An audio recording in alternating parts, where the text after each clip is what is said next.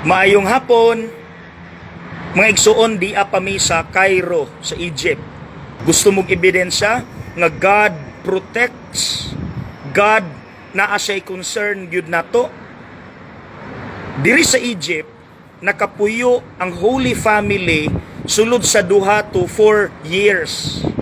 Tungod kay kahinumdum mo sa bag-ong panganak ni Maria kang Jesus didto sa Bethlehem, nakadungog ang hari nga si Herodes nga natawo daw ang mupuli niya.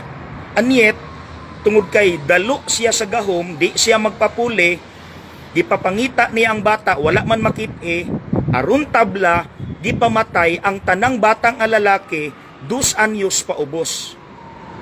Aron dili maunsa ang batang Jesus, gipadamgo si Jose, pinaagi sa usa ka anghel, ug giingnan nga biyahe mo sa Egypt dinhi. Ug mauto ganiha, gibisita mi sa usa ka lugar sa simbahan nga Maite ang ngalan, diin ang Holy Family mihapit sa ilang pagbiyahe dinhi.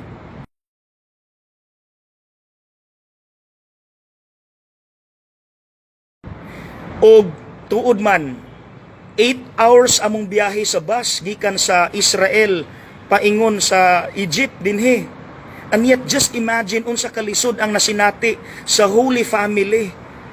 Pero pag abot nila dinhi sa balay nga ilang gipuy-an, ang batang Jesus nakadula na, nakaligo og sakto, nakatulog og sakto.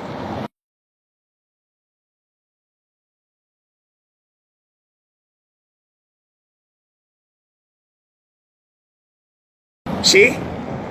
Dili ta pasagdan sa Ginoo mga igsuon.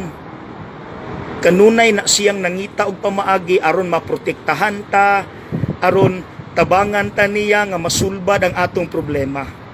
Usahay kulang lang gyud tag pagsalig. Mao nang magampo ta. Nga Lord, increase my faith aron mamahimo kong mas kampante pa nga imo kong gitabangan nga masulbad ug maatubang nako akong problema. Okay? God bless.